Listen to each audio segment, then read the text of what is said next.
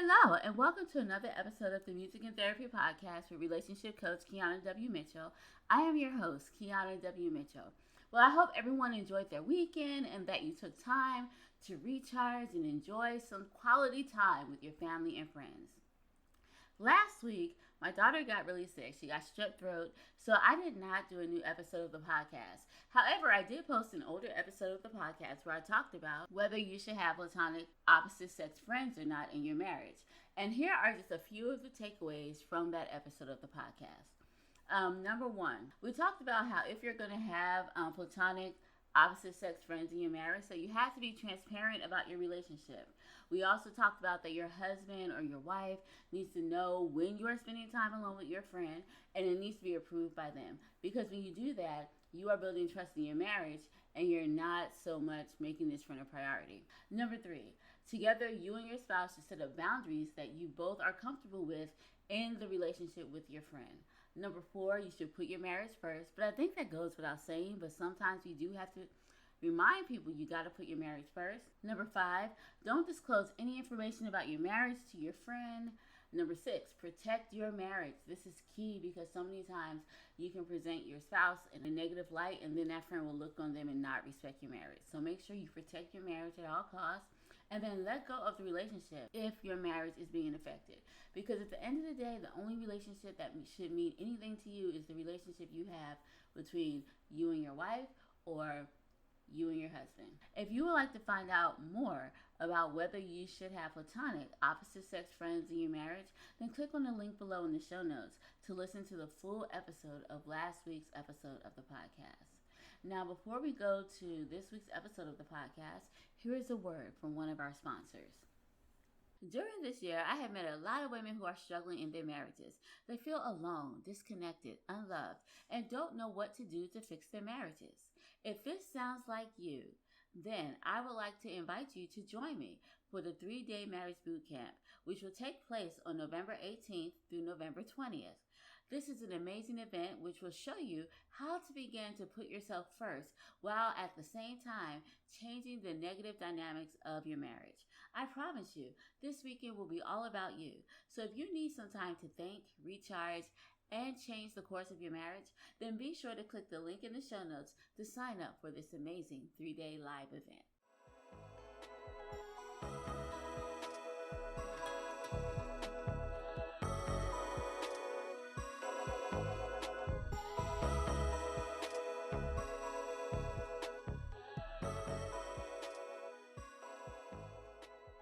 Today on the podcast, we're going to talk about how your marriage or relationship can recover from an emotional affair. A few years ago, I watched this movie called Why Did I Get Married To by Tyler Perry.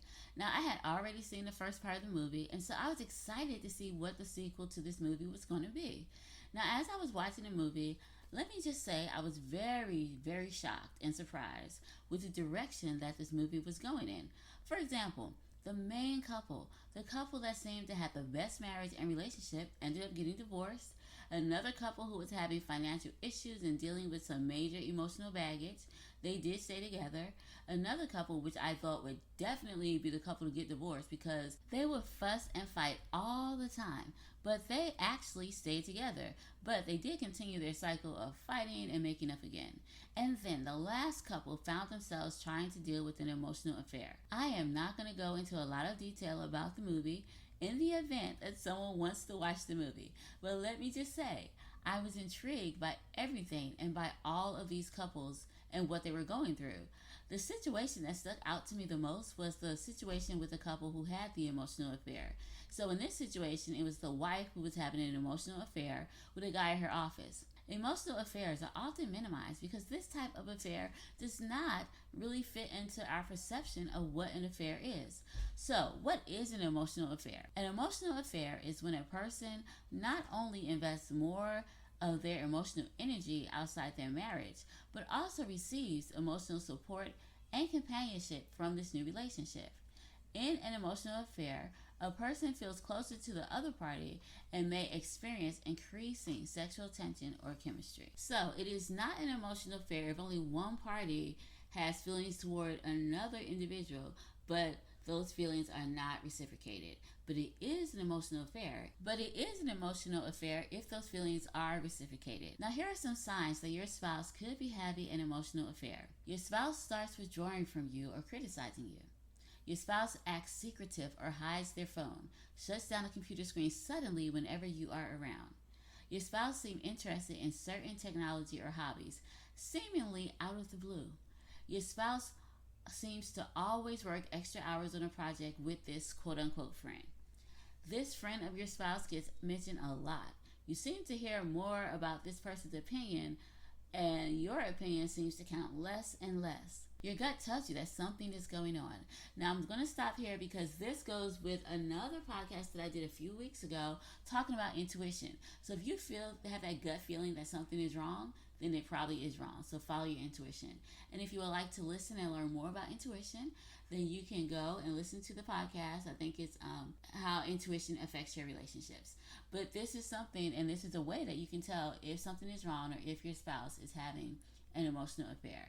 Another sign is that when you try to discuss any of these things with your partner, it is met with defensiveness or you are made to feel like you are crazy. This is important because sometimes people will try to make you feel as if, you're just being jealous, but it's a difference. It's one thing for your spouse or for you to have a friend who is a guy or a girl or, a friend of the opposite sex and to be platonic. There are platonic friendships. However, when this friendship becomes the only thing you think about, the first person you talk to, and here's the thing, if you talk to this person before you talk to your spouse or your significant other, then it's probably an emotional affair. If you feel like you can't talk to your spouse, you can't talk to your significant other, so you talk to this person, probably an emotional affair. If they know more about you than your spouse or significant other, then you're crossing the lines, and it's probably an emotional affair. There are many reasons why people have emotional affairs.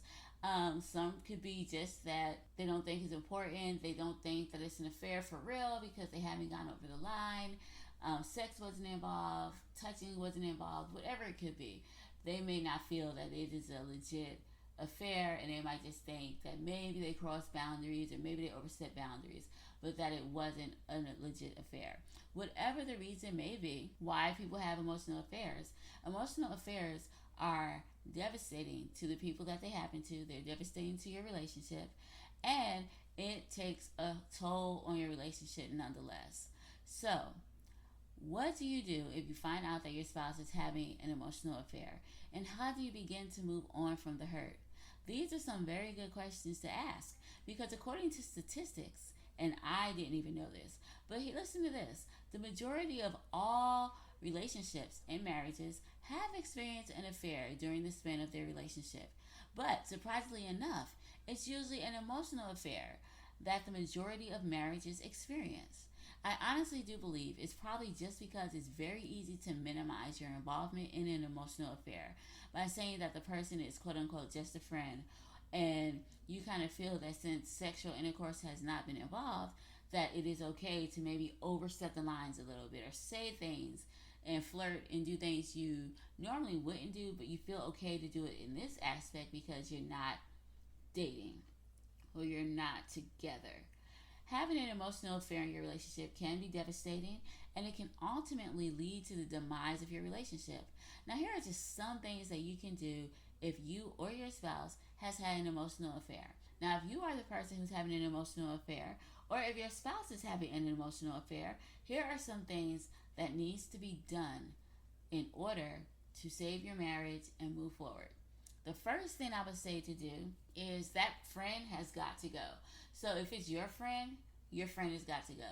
If it's your partner or your spouse friend, that friend has got to go. Because as long as that friend is in the picture, they're constantly going to be a stepping stone and a stumbling block to your relationship because the emotional affairs could still be going on. Another thing that you need to do is take some time. Now, before making a decision, now I've talked about this a lot. Sometimes in the heat of the moment, we make either irrational decisions or we make decisions that if we had thought about them, we would not have done these things. And this goes both ways with leaving and with staying. Some people have made decisions in the heat of the moment and they've left a relationship that could have been worked on. Other people got caught up in the apology and got reeled back into a situation where if they had thought about it, they would have left because they would have realized this was not the thing for them in an emotional affair if your spouse is. So if you find out that your spouse is having an emotional affair, take some time. Think about what needs to be done. Now, I'm not telling you to stay. I'm not telling you to leave. I'm just saying, based on the situation, you know your spouse better than anyone else. Sit down, think about what needs to be done.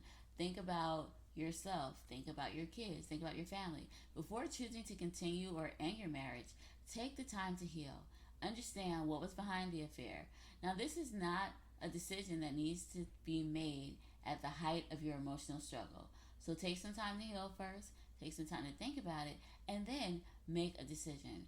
Seeking professional help with a counselor who specializes in mental therapy can be invaluable because it can help you figure out what is going on. It can help you learn lessons that might prevent future problems. And I would suggest that you do marriage counseling because this is very important. Be accountable. So if you are unfaithful, take responsibility for your actions. It is imperative, as difficult as it might be, to end the affair and stop all interaction or communication with the person. But it's something that you have to do. If the affair involves a coworker, limit contact strictly to business or get another job. And I know some people are going to be thinking like, why so drastic? Well, here's the thing. Your marriage is important to you, and if it is, you would do what you need to do to save it. If you are working with a person that you had an emotional affair with and you see them day after day after day and you are not able to control yourself and limit contact and strictly stick to business, then in order to save your marriage, if that's what you want to do, then leaving that environment is the best thing to do. There are times when people who have had addictions, like alcohol addictions and drug addictions, one of the things that they're encouraged to do is not hang around their friends who do drugs or not hang around their friends who drink. So they really have to start over and put themselves around a different group of people because you are who your friends are. You act like who your friends you act like your friends. So if you want to change and if you want things to be different, you have to leave that environment. So if people who are addicted to drugs and alcohol are encouraged to leave that environment where they found their addiction, then people who have had emotional affairs have to leave that friend and they have to leave that environment where they had that struggle. And that is also a part of just being accountable for your actions. Get help from different sources. Seek the help of non-judgmental, understanding friends. And when I say non-judgmental, understanding friends, I know we all have them. There may not be as many as we like to have, but maybe one or two people. These are people who can help you. These are people who are in your corner who are not going to be the people who are going to say, girl, you should be doing this and you should do that, or man, I told you should leave and you should never married her. No, they're not going to be the people who are going to be saying these things because they're not trying to influence you to make a decision. These are the people who are going to listen to you.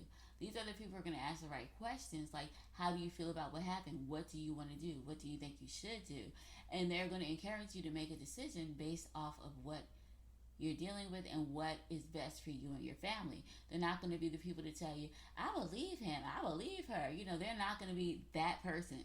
That is the person you kind of don't want to talk to because they're going to throw all of their emotions on you. And they're going to take all of their past experiences, which could be negative in nature, and put them on you. And then instead of it being a forum where you're getting help and you're getting encouragement and support, it'll be more like a kind of a situation where you're dogging your mates out, your spouse out, and nothing's getting accomplished because you're not thinking rationally. It'll just be like you're tearing each other down or you're tearing your spouse down, which is not something you want to do because you want to be in the right frame of mind so that you can make a rational decision as to what you need to do in a situation. So if you don't have any non-judgmental, understanding friends, then maybe you can talk to experienced spiritual leaders or a trained counselor, which I always suggest. Any self-help books could help. Just remember that all self-help books are not equally helpful. Some could just be written from experience. Other self-help books might be from legit specialists in that area, and those are the ones you should go with. But I think that you should go see a counselor, and then if there are any books that you need to read, your counselor can suggest books that you need to read. And you would know that these books are legitimate books that can actually help you because it was suggested to you by a trained professional. Consult a marriage counselor, which is what I suggest 24/7 all the time. Seek help from a licensed therapist who is specially trained in mental therapy and experience in dealing with infidelity. This is important because they would be able to help you navigate what the issue is. They will be able to help you find out and figure out what the reason of the infidelity is. And it would be better if you guys went together so you can talk about it and work together. But in addition to working together with a counselor, I would also suggest that you see a counselor separately so that you can work on yourself. Because a lot of times situations like this can tear a person down. It can tear down your self-esteem. It can tear down your dreams and the goals and things that you hope for. It can be almost like a loss because this was a relationship you were truly invested in. You had high hopes that this would last for a long time. You had faith and trust, and in your mind, the relationship was something that it was not. So when trust is broken, there's a loss because you didn't only lose trust, you lost the dream. You lost your idea of what your relationship was like. So that is why I would suggest to get the help of a counselor. Marriage counseling can help you put the affair into perspective, identify issues that might have contributed to the affair, learn how to rebuild and strengthen your relationship, and avoid divorce if that's the mutual goal. Now consider asking your counselor to recommend reading material on the subject as well. And I would also suggest that you see a marriage counselor together and that you also go separately. Another thing that you can do would be restore trust. Now here's how you can restore trust. If you're the offender, make a plan that will restore trust and rebuild reconciliation in your marriage. If you're not the offender, but you guys have tried to work together and you're trying to save your marriage, then do the same thing. Make a plan that will restore trust and result in reconciliation. Agree on a timetable and a process. So if you were the unfaithful one, admit guilt and pursue authentic forgiveness. If your partner was unfaithful, when you are able, offer forgiveness. And then together seek understanding. And I think it's important because it says when you are able. So many times we think that if something happens immediately and someone says they're sorry, we have to forgive immediately. And let me tell you, that's unrealistic. You cannot forgive someone immediately if your heart has been broken, if you have been hurt, if something has happened. You cannot always forgive someone immediately. And for those of you who can, kudos to you all. It's really a great thing that you're able to do that so soon. But if you're not able to offer forgiveness immediately, don't let anyone tell you that you should or that you have to.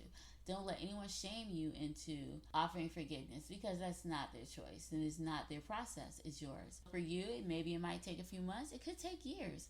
But as long as it takes, take the time to heal. Take the time to deal with what you're going through. And then at a time when you are able to, offer forgiveness. And that timeline is not based on your spouse. That timeline is not based on what people tell you it should be.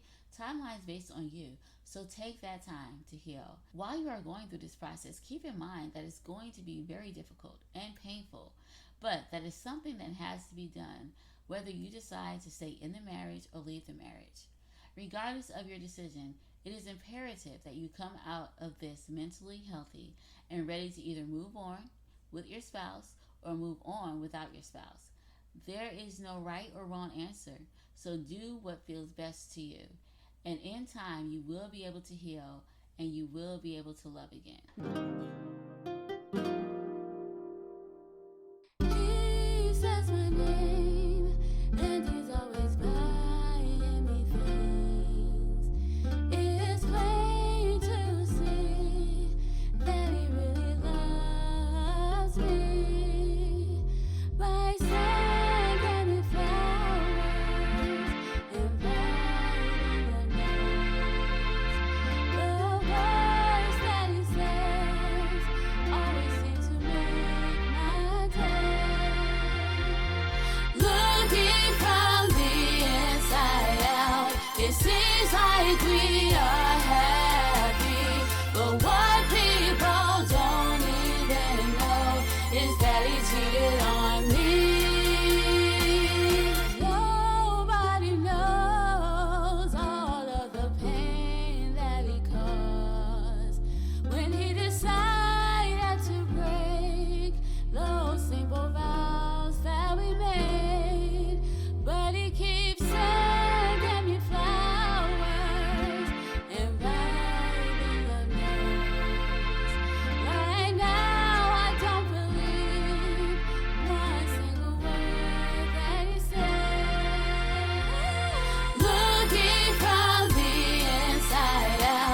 It seems like we are happy, but what people don't even know is that he cheated on me.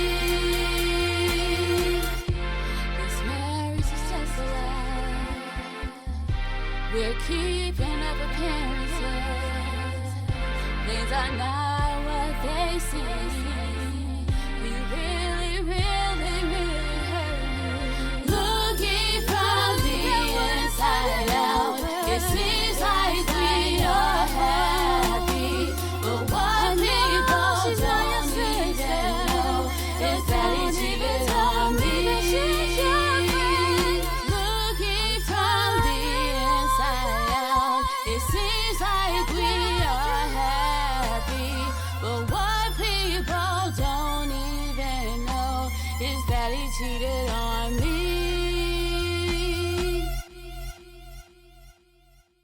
Before I end the podcast, I would like to thank you so much for being here with me today. I absolutely love hanging out with you each week, and it's always a pleasure to spend time with you. If you love the podcast as much as I love spending time with you, I encourage you to share this week's episode with a friend or family member, and make sure that you like and follow the podcast wherever you listen to podcasts. I will also love it if you will leave a review for the podcast so you can let me know how much you are enjoying the show. Because I am so thankful to you guys, I am going to be giving away a free gift. I understand that being married can be difficult and stressful at times. So if you are looking for a way to stop arguing and resolve issues in your marriage, then click the link below in the show notes to download your free PDF about how to solve problems in your marriage. If you would like to contact me, feel free to contact me on social media by clicking the links in the show notes, and I promise you that I will respond to your message. Well, I think that's all for now. So until next week, have an amazing day and a wonderful weekend. Bye-bye.